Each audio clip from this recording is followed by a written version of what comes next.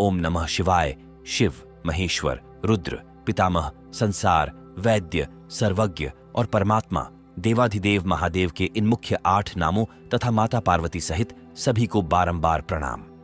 आज की वीडियो में आप शिव पुराण की श्री कैलाश संहिता के 13वें, 14वें, 15वें और 16वें अध्याय का श्रवण करेंगे। तो आइए भगवान शिव का ध्यान करते हुए शुरू करते हैं। 13वां अध्याय। प्रणव सब मंत्रों का बीज रूप है। स्कंद जी बोले, हे वामदेव जी, प्रातःकाल स्नान से निवृत्त होने के पश्चात गंध, पुष्प और अक्षत आदि पूजा की सामग्रियों से भगवान शिव और श्री गणेश का विधिपूर्वक पूजन और ध्यान करें। पूर्णाहुति देकर हवन करें और गायत्री मंत्र का जाप करें। इसी प्रकार सायंकाल में संध्या करें। सद्योजात के 5 मंत्रों से हवन करें। मन में भगवान शिव का देवी पार्वती सहित ध्यान करते हुए गायत्री मंत्र का उच्चारण करते हुए आहुति दें। भूर्भुवः सुवरोत्र कहते हुए त्रिलोकीनाथ कल्याणकारी भगवान शिव के अर्धनारीश्वर स्वरूप का ध्यान करें। देवाधिदेव महादेव जी के 5 मुख, 10 भुजाएं, 15 नेत्र और उज्ज्वल मनोहारी स्वरूप हैं। उनकी पत्नी देवी पार्वती जगत माता त्रिलोक को उत्पन्न करने वाली और निगुणमयी हैं। ऐसा मन में विचार करते हुए ज्ञानी पुरुष गायत्री मंत्र का जाप करें। पार्वती जी ही आदि देवी, त्रिपदा, ब्राह्मणत्व दात्री और अजा हैं। वे व्याहृतियों से उत्पन्न हैं और उसी में लीन हो जाती हैं। वे जगत माता देवी पार्वती वेदों की आदि प्रणव और शिव पात्री हैं। प्रणव मंत्र ही सब मंत्रों का बीज रूप है। प्रणव ही शिव है और शिव ही प्रणव है। मोक्ष की नगरी काशी में मरने वाले मनुष्य को शिव जी इसी मंत्र की शिक्षा देते हैं। तभी ज्ञानी पुरुष को मुक्ति मिलती है। इसलिए सभी को अपने हृदय में भगवान शिव को धारण कर सदा उनका पूजन करना चाहिए। भगवान शिव के प्रिय भक्तों, शिव पुराण की श्री कैलाश संहिता का 13वां अध्याय समाप्त हुआ। अब आप श्रवण कर रहे हैं 14वां अध्याय, शिव रूप वर्णन। वामदेव बोले, हे भगवन, वे 6 प्रकार के अर्थ कौन से हैं और उनका क्या ज्ञान है? इनके प्रतिपादक कौन है और इनका क्या फल है? इस संसार में वह कौन सा ज्ञान है जिसे जाने बिना जीव शास्त्रों से विमोहित हो जाता है? मैं भी शिव माया से विमोहित हूं। मैं कुछ भी नहीं जानता। आपकी शरण में आया हूं।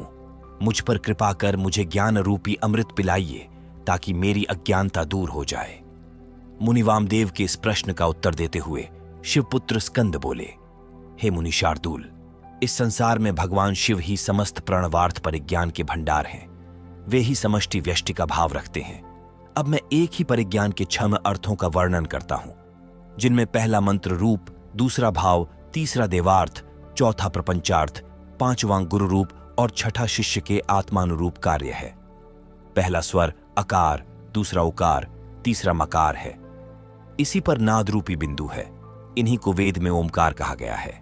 यही समष्टि रूप है। नाद में ही सबकी समष्टि है। अकार, उकार और मकार ये सब बिंदु नाद के आदि हैं। व्यष्टि रूप में सिद्ध होकर ओंकार की उत्पत्ति होती है, जो शिव जी का याचक है। इसी प्रकार ओमकार रूपी 5 वर्णों की समष्टि कला भी शिव जी की वाचक है। जो त्रिलोकीनाथ भगवान शिव के उपदेश मार्ग का अनुसरण करते हैं, उन्हें अवश्य ही शिव पद की प्राप्ति होती है। प्रणव मंत्र शिव का ही रूप है। भगवान शिव के प्रिय भक्तों, शिव पुराण की श्री कैलाश संहिता का 14वां अध्याय समाप्त हुआ। अब आप श्रवण कर रहे हैं 15वां अध्याय, उपासना मूर्ति। भगवान स्कंद बोले, त्रिलोकीनाथ कल्याणकारी भगवान शिव ही इस संसार के सृष्टिकर्ता और आकाश के अधिपति हैं। वे ही समष्टि हैं और वे ही व्यष्टि भी हैं। उन्हीं देवाधिदेव सदाशिव से महेश्वर की उत्पत्ति हुई है। अनंत रूप पुरुष होने के कारण वे वायु के भी अधिपति हैं। वे ही सभी प्रकार की मायाओं और शक्तियों से युक्त हैं। ईश्वर, विश्वेश्वर, परमेश्वर और सर्वेश्वर, यही चतुष्टय व्यष्टि रूप कहा गया है। यही श्रेष्ठ तिरोभाव चक्र कहा जाता है। तिरोभाव 2 प्रकार का होता है, रुद्रादि गोचर एवं जीव समूह का शरीर रूप। पाप और पुण्य जब तक इस संसार में है, तब तक इसमें कर्म की साम्यता रहती है। इसी में अनुग्रह करने की सामर्थ्य होती है। इसी विभु में तिरोभाव और कर्म की साम्यता होती है।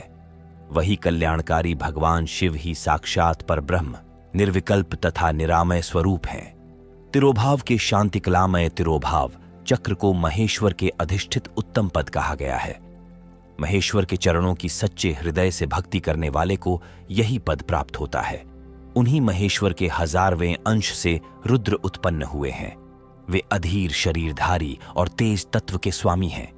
वे प्रभु ही वाम भाग में देवी गौरी शक्ति धारण करते हैं।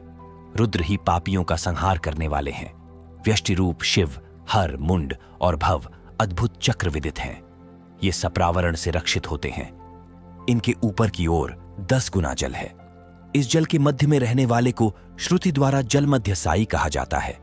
भगवान शिव अनुग्रह, तिरोभाव, संहार, स्थित और सृष्टि से युक्त होकर नई नई लीलाएं करते रहते हैं।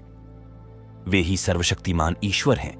भगवान शिव के प्रिय भक्तों, शिव पुराण की श्री कैलाश संहिता का 16वां अध्याय समाप्त हुआ। अब आप श्रवण कर रहे हैं 16वां अध्याय, शिव तत्व विवेचन। सूत जी बोले, मुनि वामदेव को भगवान स्कंद के मुख से ओंकार रूपी अमृत कथा का श्रवण करके आनंद की अनुभूति हुई। वे बोले, प्रभु, इस अमृतमयी कथा को सुनकर मेरा ज्ञान और बढ़ गया है, परंतु फिर भी मैं आपसे एक प्रश्न पूछता हूं। भगवान, सदाशिव से लेकर कीर्ति पर्यंत तक इस जगत में स्त्री पुरुष ही दिखाई देते हैं।